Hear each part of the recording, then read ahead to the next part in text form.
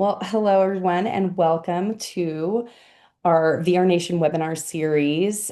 And this particular webinar is regarding the maximizing our revenue for peak season. And so this one is Own the Summer Surge because summer is upon us. My name is Heather Fillmore, and I am based in Park City, Utah, and I am an intentionally small property manager. So my property management company sits somewhere in the neighborhood of 20 to 40 properties, and will never be any bigger than that. That is intentional, as I mentioned. And as we move forward here, we're gonna just talk about what the things that we can do, techniques and processes that we can use, best practices for maximizing our peak season revenue. And we have Taylor Miller here from Beyond, and we're excited to have her walk us through some of those ideas and best practices. And kind of to start this off, I would love to just start with a question here for Taylor, and that is basically that summer, obviously, as we've said, is right around the corner, and a lot of operators are asking themselves whether they should be focused on occupancy or rate, or a combination of Right. both. If you had one piece of advice to give and guidance as we head into the peak season, which we are literally right there at the door, what do you think that people should be paying attention to first? And then I'll let you kind of go from there. Yeah, no, and I think that's a good starting question. And honestly, it's a big topic of conversation with everyone that I'm speaking with day in and day out. I think when we're looking at a full portfolio side of things, I think it's good to have a balance between both of them, but we also have to keep in mind market pacing, and making sure that, occupancy and demand levels and understanding what those are looking like future forward and in comparison to last year. Now, I do also like to always bring up, I think the owners should also be involved in the conversation, but backing up that with data on, hey, we've been rate focused for this long. And I know a lot of my clients are starting to see a little bit of shorter booking windows with this like April, May turnaround, just due to the climate of what's happening in the world today. So being able to kind of focus in on how pacing and demand is future forward while also keeping in mind what happened last year. I think it's super important just to make sure that, we're not discounting too early or too late, especially with booking lead times kind of shrinking a little bit in the past couple of months as well. But I do like to say it's always good to have a balance of both. But we've got some people that push occupancy because they just want heads in beds, vice versa. They've got an owner that does not care whether it's occupancy. They want to focus on keeping that rate high. So I think it's just having a good balance of both and understanding what your clients that you're managing also are looking for when it comes to those summertime bookings. Yeah, absolutely. And I think that to your point, many times property managers and owners think that the higher occupancy actually is that it equals better performance. And Right, so often when we go back into our numbers and really run the data sets, we start to see that that is not necessarily true. That is, they're not equivalent. Performance is not equivalent to occupancy. And so to your point, that is something that even inside my own business as a smaller property manager, I often have those conversations with owners and let them know that we're looking for quality over quantity. And I think that right. in for most professional managers and people who are doing this as a day in, day out job, I think the industry is moving more toward that, right? Is that idea of we really want to make sure that the bookings that we're getting are quality bookings, not just quantity. Just bring Right. everybody. Yeah. Right, right. And I think when it comes to a pricing strategy, making sure that whoever is handling it, revenue managers, whether you're using a dynamic pricing tool, whatever the case is, that we're not underselling the unit. And what we like to say is pricing it at the right time for the right guest because it is important. I know gap nights have been a huge topic of conversation, making sure that, again, we're not underselling it and just having someone come for one night. We want to make sure that it's worth everyone's while because cleaning fees don't change, right? Anything, none of these, I would say, like static fees change. So it's just making sure that you have the right tools in place to fill occupancy, but again, at the right rate, at the right time with the right guests as well. Yeah, and understanding how to communicate that with guests as well, I think is an important piece of the puzzle too, in the sense that when you are setting those rates and you have a guest that comes to you and says, "Well, golly, the housekeeping rate is, higher than or, whatever, the rate, the nightly rate," then knowing how to communicate that effectively to a guest is always important as well. So Right. tell me then, Taylor, how would I then, if I've got a team of revenue managers, and as we know, when we come to these webinars, we have everyone attending these webinars from the person who has one or two properties all the way up to the manager who may have, hundreds, if not thousands of properties with a team that may be similar, 100 people on the team. So whether you are an individual vacation rental owner that's trying to figure out your how to maximize that peak season revenue, Right. or you are the property manager that's trying to do that, how would we go about keeping ourselves from the race to the bottom, right? From discounting early when we're feeling the panic of, wow, my calendar is not filling as quickly as I want it to. Yeah, and I think that there comes and all of this, right? If you don't have the right data, it's difficult for you to understand what's happening. And I think that a lot of people are only looking at their internal portfolio versus looking externally as well. I understand we don't want to compare ourselves to other people on a day-to-day basis, but it is helpful to understand like hey, this is where my occupancy is sitting at. What is the neighborhood surrounding me sitting at as well? So it's less of a, is this just me or is it everyone? So then you can tell a story. And again, back up your decisions with data, not only looking at historical data. Not only looking at data that, whatever platform, it's only connected to their platform, being able to rely on multiple sources of data like scrape data as well as we have a feature which I'm sure I will touch on here that's search data as well to be more proactive versus reactive, which is like hey, how many weekends are we seeing high clicks but we haven't seen that demand come in yet. But then also layering that in with booking lead times. I'm living here in Miami, and the market in terms of booking lead times is sitting within like 5 to 4 days, right? And then you get out to the panhandle, and that's a little bit longer than that. But being able to utilize those different data sources to make more informed decisions behind how you want to price your units, how you want to tier discounting that's happening. I think that that's good. And then also making floor rates for yourself, right? We just released a feature that's called Listing Benchmark Factor, where it's going to hold minimums from what you did last year, unless it gets within a certain booking window, which is where we keep in track of your booking lead times as well, too. So being able to leverage all of that data to make those informed decisions, I think is probably the best avenue to go down, but not minimizing yourself to one source of data, I think is probably the most important part of it, too. Okay. Yeah, and I agree. Looking at historical versus what we're looking at today, there's so many different data points that we can look at. And so, what are you suggesting when it comes to finding that data? What data specifically? So, we talk about in the industry, we always have our acronyms, right? Everybody has an acronym for everything. So, in this case, we're looking at KPIs, right? Key performance indicators. What Mhm. KPIs are you suggesting that we look at as we do our best to maximize revenue for this summer peak season, and where do you suggest that we get that data from? I would assume, knowing that you are from Beyond, that there is some data sitting inside of Beyond as a Yeah, software provider that people can use. And of course, like you said, there are other software providers out there in the industry that are going to be providing both scrape data and actuals. right. And those are different data sets, right? I mean, let's be honest, those are different data sets. And just because I want to add a little plug in here for AI, because let's be controversial, why not? Let's say that there is an opportunity there as well, because you can always go into whatever LLM that you've decided to choose, whether it's Claude, Perplexity, which I believe is multiples, ChatGPT, whatever it is.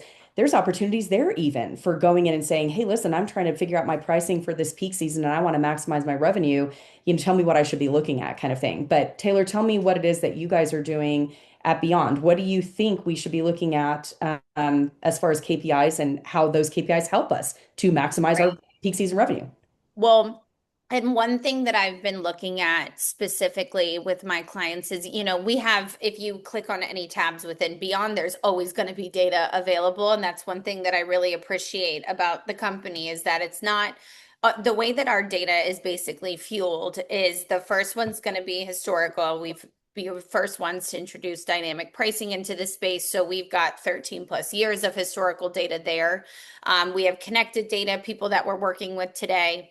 The third one's going to be that scrape data. And just as you said, everyone handles data differently. The one thing about our data is that it is proprietary. Everything that we own is ours, and our revenue managers and data scientists are the ones that handle the scraping process with Airbnb, Vrbo, Booking.com, Expedia groups.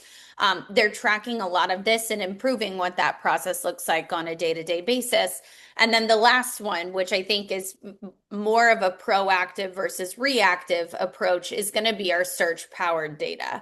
So our team is also looking at the amount of searches that are coming through on weekends. Like, let's say an event gets announced, right?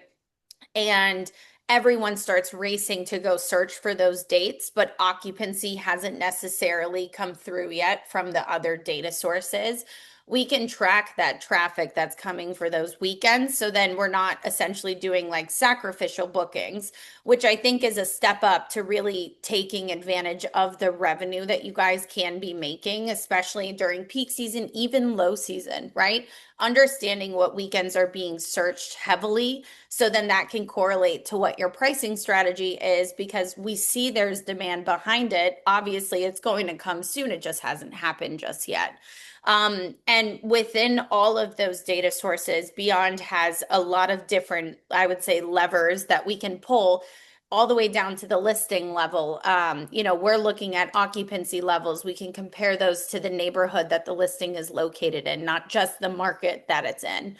Taking a look at your revenue per available night, I think that those KPIs are also extremely important with the kind of the shift in the guest behavior. I genuinely think that gas prices have not helped anyone during this summertime. I can tell you our gas prices went up about $2 within 2 weeks. And I just decided to get a new car, so that's not helpful. But that being said, I think that that ties in a lot to being able to be a little bit more flexible in the short term while also taking advantage of, I would say better ADRs a little bit further out, not just in the short term, but also in the long term. So everything evens out over time. I would say occupancy levels, where we're pacing in comparison to last year for you to understand the full demand behind a listing as well.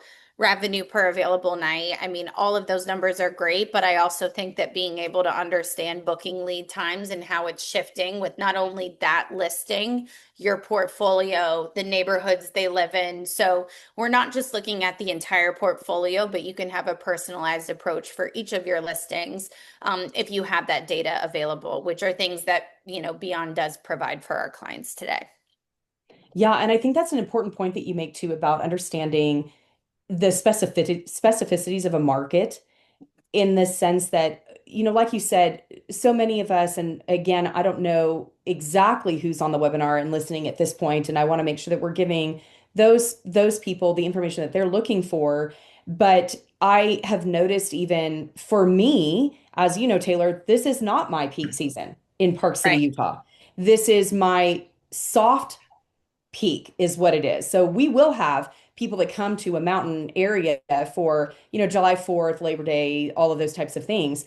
Um, and so when you're that specificity of market is a real plus when you're having conversations, especially with owners. If you are a vacation rental owner that's marketing your own property, that might be a little bit different or look a little bit different for you. But when you're a property manager that's going in and having these conversations with individual owners who are saying, well, how come my place is not getting booked? And then, or they're coming to you and saying, well, wow, that price seems very, very low for how nice my place is. We've all heard it. Come on, guys. We've all heard it. That price seems very low for how nice my property is.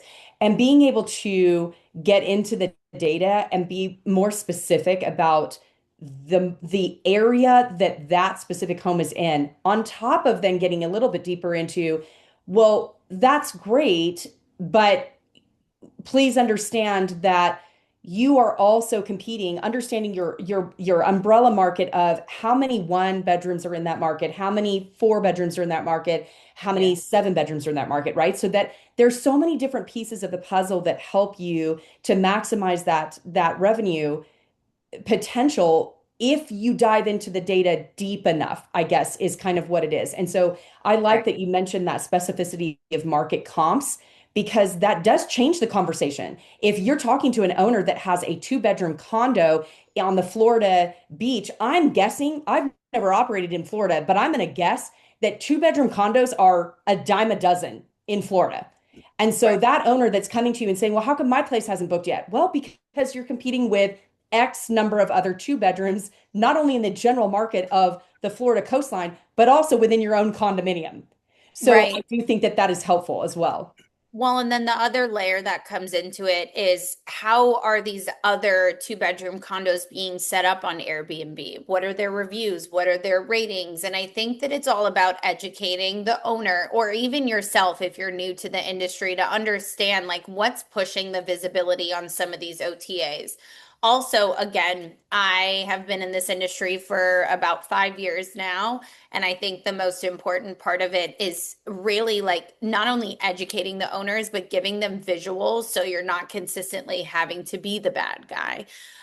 Because I know that when you make a stance on something and they don't necessarily agree with it, that's more of a trust thing. And again, being able to back it up with probably not probably backing it up with good data that you can actually show them that's not just specific to their listing, but everyone else that's going on and being able to talk to the markets that you're managing in, I think really push and foster a really good trust relationship with owners. So when these times do come and it's not getting booked, instead of them coming at it from a mad angle, you're able to have an open dialogue with them about, hey, this is why you hired me. This is what we're doing. Here's what we're seeing in the market. Here are some action items that we can take, and we'll check back in a week to see how it goes out. Yeah. Well, and I wonder if you can even speak to Taylor, just this idea of, kind of getting back to that controversial topic of AI. I wonder if you can speak to that even in the sense of like you talked about this, positioning.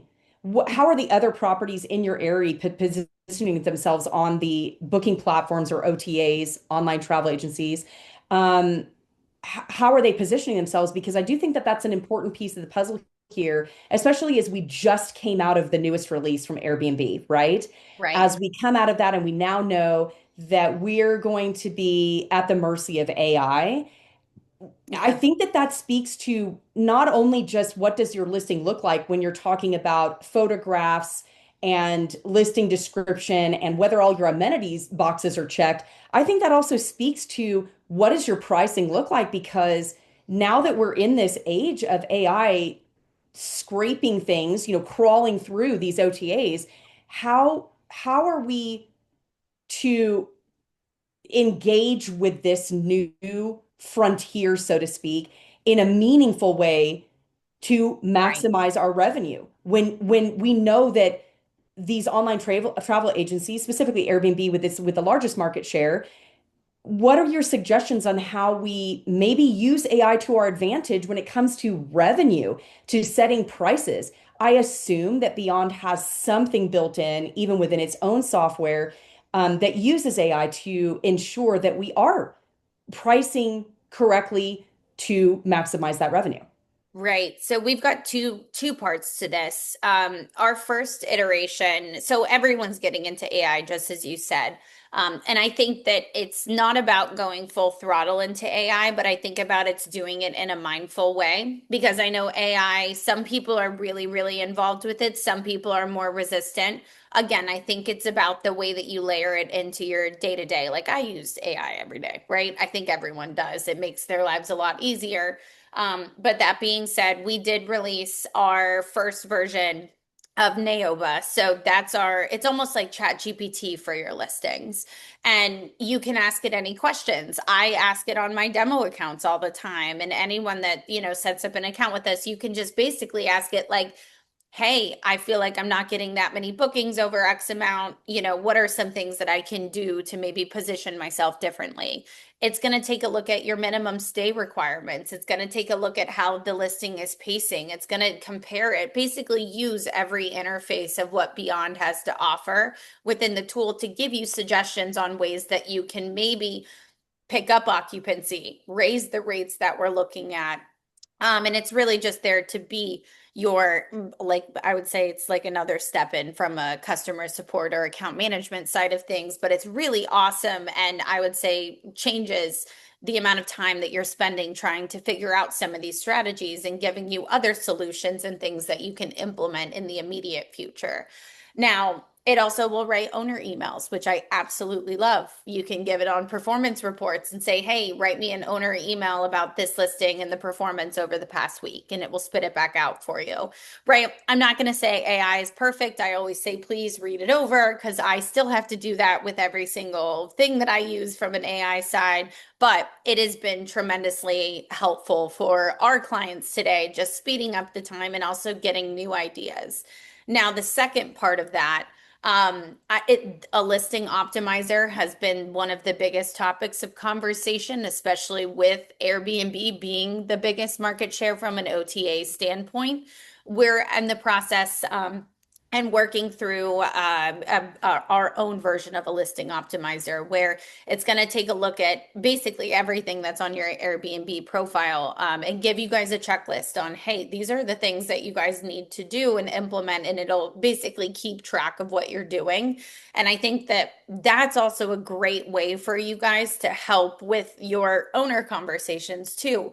A lot of people are getting into that side of things. And I think that it's something that, again, is being more proactive versus reactive, but being able to keep those listings visible because it all ties into their algorithm. We also have a factor called a micro price adjustment where we're changing the prices by $1 to $2 every day because the OTAs are looking for that. And if you're not dynamically pricing your listings, it's not going to be as visible when people are searching for one bedroom, one bath in the Florida Panhandle, right? It just boosts that Yeah. visibility for you, and it's one less thing that you guys would have to worry about.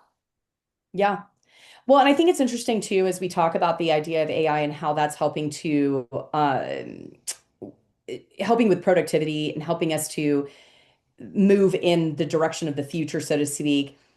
But flipping the coin just a little bit, my one of the things that I've learned as a property manager over the decade that I've been in the industry is that pricing tools seem to benefit from human oversight and strategy, right? And so again, we go to that balancing act between how much do we use AI and the tools that are being embedded into these softwares versus relying on, like you said, especially when you're talking about an LLM, something that's a large language model that's producing, you know, uh, documents, emails, whatever that might be.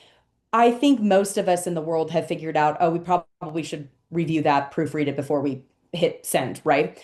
At this Right. point. But what about how does that then incorporate into pricing strategies and pricing software? How often do you think a human being should be in there? And I know, if I'm not mistaken, Beyond does offer this product, so to speak, of having a human being that provides that oversight and human strategy behind your pricing Yeah. model and how you do that. Yeah, and so I would say like everyone operates differently. I think it comes down to the property manager and how involved they want to be, right? I think from our visibility and the way that the product is built, the UI behind it, it already saves you time from you having to dig and find information like, oh, this listing isn't performing well, but I had to scroll 10 pages to find it because I have 300 plus listings. No, the tool is meant to be organized in a very simple way so you can find out what's happening. Now, that being said, the tool itself, and this is what I like to say to a lot of people, is I will never say it's a set it and forget it, because pricing and revenue management is a very, very like integral piece of your business. We will never say that. But we would like to say is we can give you time back, because all you really have to do is work in it probably once a week for an hour. And that's for my clients that are doing 70 to 100 units or whatever the case is there. And it really just depends on how much time you want to spend in it. I have some people that work in it every day because they like looking at it. They like understanding the data. There's a reason why I'm working in this industry now, because I think the data is super important for revenue managers, property managers to understand what's not only happening with their units, but also what's happening with the entire market. So that's really where I would say it's up to you on how often you want to work in the tool. We have automations, we have things that can help, again, give you that time back. But what we like to say is we'll automate things that you want us to automate and give you control where you want control. I think that that's one thing that a lot of people think about dynamic pricing tools is, hey, we're just going to set it and forget it, and we don't have to worry about this. And I don't think that that's the case anymore, because I think that there is a level of human touch that needs to happen, whether that's from your team or whether that's from our team. We do have a team of account managers. We have a team of customer success managers. We also have a team of revenue managers that will work with you. And if you ever went down that route, our team would actually be making changes on your behalf, but they'd be meeting you on a weekly basis saying, hey, this is what we're seeing. They would meet with you before you even got launched to say, what's your strategy? What's your goal? Because everything is personalized to what the property managers want. So I think that there will always need to be a level of human touch, no matter it's from the company you're working with, from yourself, or from an outside revenue management team. I think that there needs to be that level, because, the market changes every single day. That's why we're doing dynamic pricing. We don't look at each day as as the same, right? But I do think that there are tools out there that can help automate a lot of the things that people are doing manually today as well. Yeah. Hmm. So tell me, Taylor, one of the things that I've thought of as talking to you, thought about as I've been talking with you here today too, is the extremes of revenue management and pricing. And Yeah. that when I say that, I'm thinking there are going to be operators who really, they're going to, the hill they're going to die on is the last man standing strategy. Or they're Yeah. the other ones that are saying, no, I'm just going to drop my rates and I'm just going to make sure that I'm focused on occupancy and that will all work out in the end. What are you finding when it comes to these types of what I consider extreme? Obviously, the individuals who live and die by these strategies are they're set in that strategy. But what are you finding as a what is beyond, I guess, seeing as generally when it with regards to this type of strategy in the vacation rental market of, I'm noticing. So, for instance, let's say that a holiday weekend is coming up. Let's say July 4th. Let's just use July 4th as an example. July 4th Yeah. is coming up. We know that people have been booking. Let's say the booking windows have shrunk, which I guess generally they have. Um, a, a, some data sets will say that the booking windows have gotten larger, other data sets, and I think that just depends on how macro or micro you're getting as to Yeah. whether what answer you're getting there. But having said that, let's say that, an owner comes to you and says, we're not seeing a booking yet. It's, the clock is ticking, what's going on. And what do you think about these kind of more extreme style strategies where that person might be saying, yeah, well, we're going to wait until the very last minute because then by the time everybody else gets booked, we're the last one available, so we can hike our price way up and we're going to make you more money that way versus, the person on the other end of the spectrum that's saying, yeah, we'll go ahead and just drop the rates to the floor right now to make sure that you get a booking for July 4th. Talk about that a Right. little bit. So I think that one, all of this comes into play based on not only the market that you're in, but also the neighborhood that each listing is located in. One thing about our team and our data that we're looking at when we're comparing a listing, we're not just looking at hey, we're in the Myrtle Beach market, but we're in North Myrtle, or even Cherry Grove, right? All these little different neighborhoods that are involved within each market. We're looking at, hey, what are similar two bed, two baths? What's the demand behind them? And I think that that's super important to understand because a one bedroom, one bath is going to have a smaller booking window than a five bedroom, three bath, whatever the case is there. So I think that that's extremely important to lock in and understand what the pacing and booking lead times look like for each type of listing in that neighborhood. And the goal with I mean, I would say the last thing we want to do is fire sell, is what we call it, right? We're panicking at the last second. We haven't seen any bookings, but also I feel like fire selling ties into when there isn't a full understanding on the guest behavior and what's happening. And the goal of what our team wants to do and what our platform wants to do is get you guys forward bookings as well as taking advantage of any that happen in the short term. And I think having a hard rate floor and not touching it until you kind of get inside the final like 3 to 4 week booking window and having it be a more of a tiered plan on, hey, maybe we want to get more flexible with our minimum stay requirements when it's booking within 30 days. Maybe we want to discount X amount. Being open to being more flexible, which is giving an opportunity for the guests to also book, right? Based on the guest behavior. What are the average length of stays that you guys are seeing with each one? And can we get more flexible with them? Obviously, depending on whatever if you've got to report to an HOA or you've got the city on you, right? I mean, keeping all of those things in mind. I think that that's super important. So again, we're avoiding the fire selling and more or less setting up a strategy. So either way, at whatever time, I mean, tying back to what we had said earlier is like pushing the right price at the right time for the right guest. July 4th specifically, like it's mimicking the same. I mean, and I can speak to the Southeast specifically, but we're seeing the same curve and the post July 4th drop, right? That's something that everyone feels. And what we call that at Beyond is like negative events, right? Anything that's outside of an event because people usually will just book for that event versus the times outside of it. Again, I think that the booking window behavior is changing year over year for the guests, and especially this summertime with all external factors coming into play as well. It's they just haven't booked yet. It's not gone. But I also think that it's important when we're taking a look at any of these slower booking pacing periods is I mean, looking at the search data that we can grab from your direct booking website, what we can do from a market standpoint, it's like, what are the heavily searched weekends? So then we can understand, is there actually demand for those weekends or are we not feeling it, right? Having that other extra source of data, I think can really be powerful.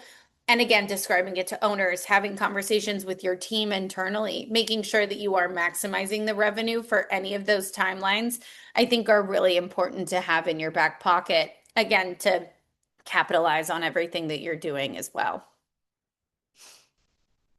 Oh, Heather, you're on mute. So sorry, I muted because my dog was shaking his fur off for a second there. You're okay. You're okay. That said, I do think it's interesting that you mentioned that kind of at the very end of what you said there about team. I know that there is another webinar, that recent webinar that happened that really dives heavily into this idea of that your team, your internal team, whether that's 2 people or 200 people, I don't know that it really matters at this point, or even if it's just Yeah. you. Um, I do think that tapping into understanding your own brand voice, understanding your own goals, and if you're a property manager, the goals of your owners, and even beyond that, that relationship when you're onboarding owners of this is what our company goals are, this is our company brand, this is what we expect from owners, this is how we handle properties, this is how we handle revenue management. That should be obvious that that's going to be a conversation you have in the very beginning of those onboarding of those new owners. But that said, I do think that part of maximizing revenue during your peak season or any time of the year, to be honest with you, does rest a little further back than just the revenue manager, right? Because you have people on your team who are front and center, who are guest facing, who are, let's say, creating your listing descriptions, your marketing headlines, that sort of thing. And Right, I do think that that is an important piece of the revenue maximization puzzle is right, helping your team to understand what is their part in that puzzle. What right, is their piece in that puzzle? Because you can be working inside of Beyond, your revenue manager could be working inside of Beyond all day long and adjusting prices and that sort of thing. And then they get on the phone with your reservationist and it all goes south from there and they don't book, right? right, So right. I do think that utilizing your team in an effective way, that sometimes that's a hidden piece, right? When you're talking about maximizing revenue potential, that's a hidden piece of that puzzle is maximizing your team's ability to get a booking, which then Right. thereby increases your revenue potential. Well, and I think that that's an area where Beyond took a step more into like the marketing side of things to bring those two together because with our, new search powered pricing, it's an API key that we can put on your direct booking website and it's going to actually spit back data to you on what are the weekends that are being heavily searched, what listings are getting more clicks, what amenities are people looking at on a day-to-day basis. And even from we have another tool with Market Insights where it's going to drop down and show you the top searched amenities based on OTAs. And that's a really good way for you guys to also pivot that to owners and say, hey, these are things that people want and they need. And for example, like pet friendly is such a big topic of conversation. If someone doesn't want to list their unit as pet friendly, but they want to make more revenue on the listing, there are some amenities that people need to add in or updates that need to happen that are very important for you guys to back it up with data to say, hey, these are things that guests are wanting in this area on this listing. This many people have searched it on our website just to help have those conversations. When also another part of it is we can actually give a heat map on where people are located when they're looking at your direct booking website. So, from a marketing standpoint, like where do we have the most customers, vice versa? Where are areas that maybe we could push a little bit more visibility? Just giving you guys as much data to make those informed decisions. So, marketing, sales, reservationists, whoever is involved in the conversation, you guys are all working together. And also from a revenue management standpoint, if you guys are going to push for pricing for a specific weekend, making sure that you understand that the villas are being priced at this point versus the one bedroom condos are being priced in this way. I think it's very different and there should be a different strategy for each of the type of listings, but making sure that everyone's on the same page in terms of like what's pushing the most demand, where are we seeing the most success, and like how many people are actually converting when they go onto our website, I think is all very, very important. So that was one Yeah. step that we took. And honestly, I appreciate all of the marketing managers that hop on to any of my conversations to show them the different data points that we can tie all together from a marketing and pricing strategy standpoint. Yeah, because it's just so important for us to be working together as a team. Yep. I love that you brought up the amenities part of it as well, because that plays a big part in maximizing all year long your Right. revenue potential. I mean, obviously, we're talking specifically about peak season, but you get in peak season, I think sometimes you're at a point where your amenities are set, right? You're already in peak Yeah. season, your amenities set. You're not going to go, add a hot tub in the middle of peak season. That's not likely. But I think that as we're having this conversation about peak season and maximizing your current peak season revenue, I think there's a place where we can go as property managers and say to ourselves, let's watch what's happening. So, a good example is to say, something that happened to me a few years back was I started messing with minimum length of stay just to see what's Right. going to happen, right? How's that going to affect the revenue potential of my portfolio as a whole if I start pulling that one lever, right? And that then produced a data set for me to be able to go into the next year over year like season and go back to my owners and say, here's what I've learned. Last year, when I did this, when I did X, Y happened. And this is Yeah. how we're going to do it different going into our next like season, right? So I do Right. think that that's one of those things that is really important is when you're talking about things like amenities, or even let's go even further. Let's talk about renovations, updates to furniture, interior design, all of those types of things that play take new photos even. How Yeah. many times have we seen in our industry that a property manager will take a set of photos when they first onboard a property, and 5 years later, it's the same photos. Right. What do you Right. mean? Well, Like, and that all ties into the OTA algorithm as well. Like you want to be constantly updating these things. And also, yeah, to your point, I think it's very important that you track these different levers that you can pull because it makes it more strategic. And again, I think the whole goal of this is being more proactive versus reactive because yes. I think that that's extremely important, especially with such a saturated market where property managers are popping up, vacation rentals, like it's just absolute, it's everywhere, right? And I think that it's important for you to be on your game and be a little bit curious about the ways that you can generate more revenue. But also making things different between low season and high season. Like just like you said, I love the fact that you were playing around with your minimum stay requirements because I think that that's extremely important and that's also a data point that Beyond can show you is, hey, these amount of nights couldn't get booked because of a minimum stay requirement. Mhm. Maybe we Yeah. make some different suggestions, and then also pulling that data and being able to present it, I think is a wonderful way to tell a story on like, hey, this is how I'm being strategic in my market and taking a step further than everyone else too. Yeah. Hmm. Well, and I think, one of the things that I'm thinking of here too is just the concept of fear. So when you're talking about let's contrast and compare, for instance, an individual vacation rental owner who's pulling whatever levers and seeing what happens, right? Versus a property manager who by definition has a fiduciary duty to the owners that they are partnering with, right? I think sometimes fear plays a part in us not wanting to rock the boat at all, not Right. wanting to pull any levers and see what happens. But I do think, and correct me if I'm wrong on this, Taylor, but I do think that there are some opportunities there for stepping out of the light and into the darkness, so to speak, of what will happen if I do this, and Right. having those conversations with your property man or with your property owners and saying, I actually would really like to, I'm noticing that this season it seems like our bookings are down.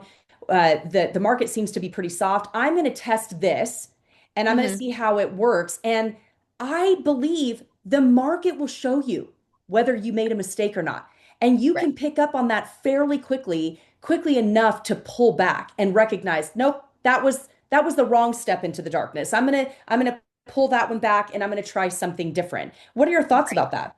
I mean, you can figure out the market's going to respond almost immediately, right? Like I think that two in 2 weeks, a week, like you'll see the chatter that comes behind it. And I think that one, it's always important to be transparent and open with the owners that you are testing these strategies out with, because I think that, I work with property managers that have all different seasons of owners, right? And there are always owners that are open and out there and willing to try these new things. If you're working with a group of owners that sit in their own ways and they don't listen to you, that is definitely not what I would recommend, right? Having, I would say, a mixed bag of different types of personalities is always important because it allows you to do your job. And I think that the more that you work with people that are allowing you to do your job and test out different strategies, like there's a reason why they hired you because they don't necessarily know what they're doing and what they're doing in the market, or they don't have time to do these things. So I agree completely. I think that it's always important to be transparent and upfront with the owners, especially if you've got one that's open to testing these new ideas. Like, let them know and say, hey, this is my idea. Are you good with it? Right. And setting up a weekly call with them or just sending them an update to say, hey, these are the things that I found out. And hey, it didn't work out. We reverted back. Or hey, it was super successful and I'm going to show this to all the other people that I'm working with because obviously the goal is to generate more revenue. I Yeah. think that it's always important to just be transparent about this, but don't shy away from being curious to find new things as well. I think is extremely important. So that's a great point.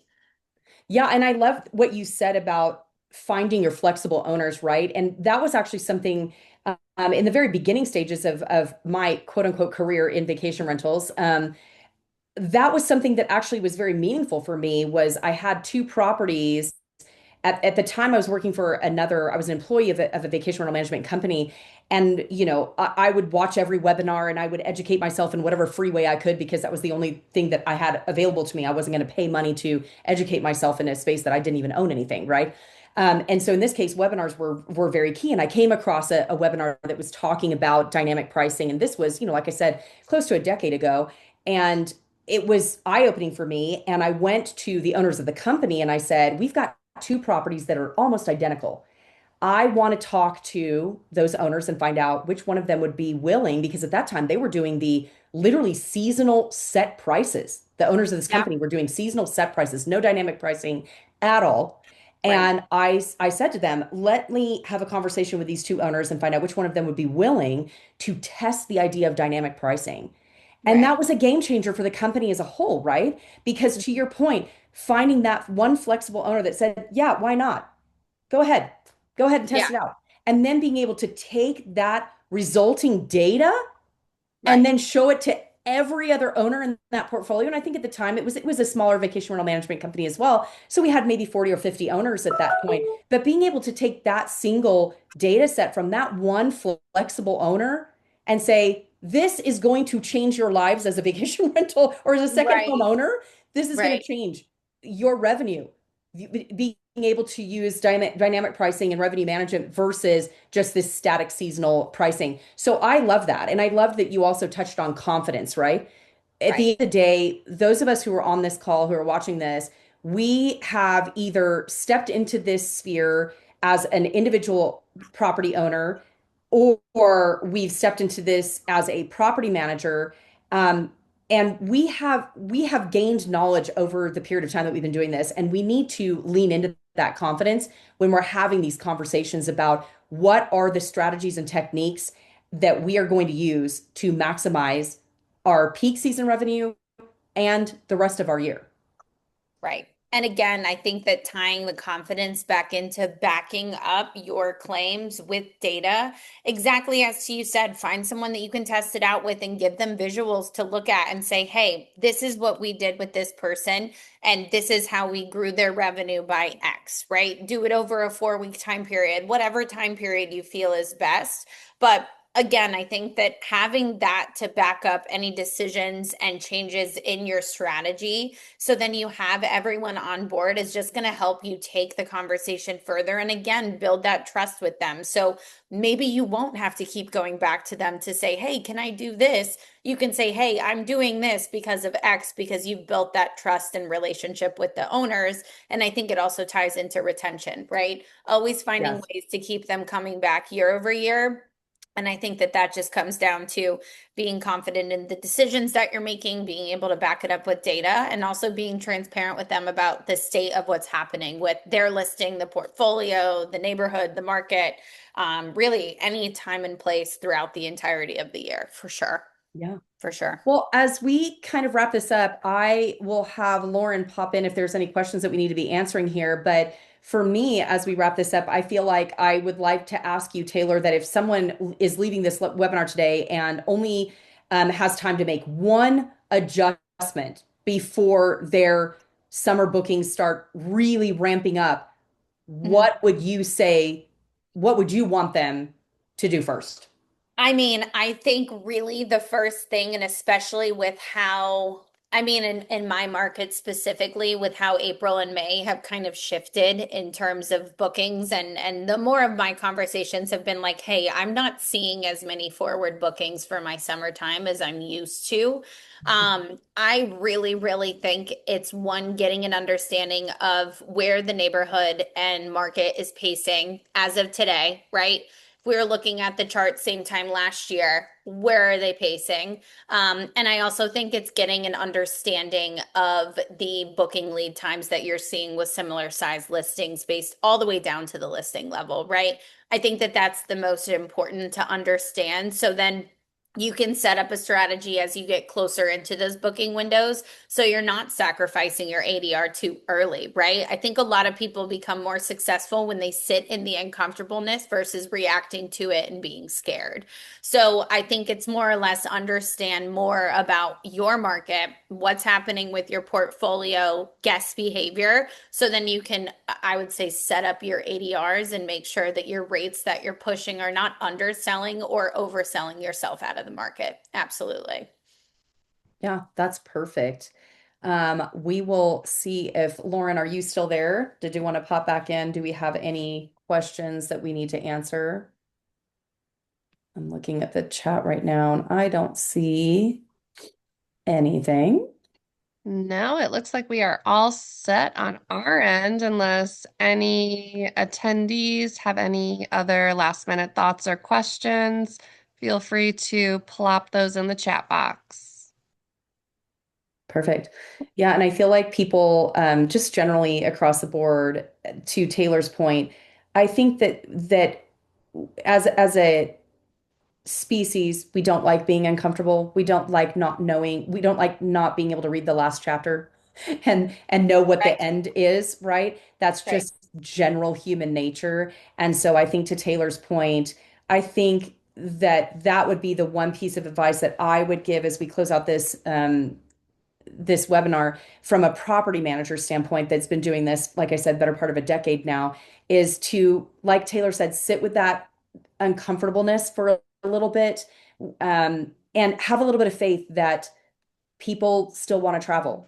People still want to go to Florida, to Georgia, to California, to the Oregon coast, to the Smoky Mountains, to the Rocky Mountains, whatever it is. There's a place for everyone, and being able to sit and wait for your guest. Not everybody's guest is your guest, and vice versa. So sit with that for a little bit and make sure that you're looking at the right data points at the right time and pulling the right levers at the right time. And you should find success in maximizing your revenue for your peak season and beyond. Absolutely. I agree with that statement. Awesome. Well, thank you for all the questions, Heather. This was absolutely lovely. Nice little Yeah, break up to my day. yeah, it was a lot of fun. It was a Yeah, lot of for fun. sure. For sure. All right. Well, I Well, think we have wrapped up there. This is a recorded webinar, just so that anybody who's watching this knows that this was a recorded webinar, and so this will be available, I believe, by email. It will be sent out to those who registered for the webinar today. awesome. And obviously, if you have any further questions, you are free to email. And Taylor, can you offer, are you willing to offer an email address where any of the attendees and or those who watch the recording can reach out to you to ask questions? Can you offer a way for them to contact you? Absolutely. Yeah. And I'm always happy to do a specific portfolio analysis for anyone as well. We do have that personalized service for everyone where I can just take a look at everything. And also, we could just talk about the market in general. My email, very straightforward, taylor.miller@beyondpricing.com. And Lauren, you're very free to go ahead and share that with whoever. You can find me on LinkedIn, whichever way you guys want to. But yeah, very open and available to have any further conversations about what Heather and I just chatted about today, too. All right, perfect. Well, before my Well, dog starts barking at the out the window, I think we should wrap this up. Is there anything else that we need to do then, Lauren?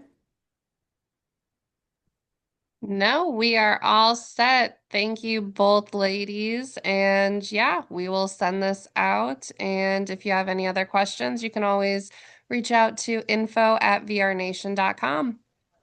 awesome. Thanks, everyone. Have a great rest of your day.